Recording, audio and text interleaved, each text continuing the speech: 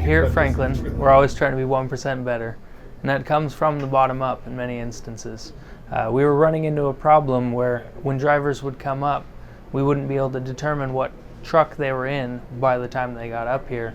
And so we had one driver in particular who was very fired up about making sure that we knew what truck he was in, and his solution to that was to add stickers to the fronts of the vehicles so that we, in dispatch, could see the front of the vehicle and see which vehicle it was. Previously, there had only been stickers on the sides of the vehicle, which made it impossible for us to tell what truck it was at a glance. So that was our improvement to add value to our process, make things a little quicker, a little snappier, and just make that 1% better. If you want to see the material used in this, just check the description below.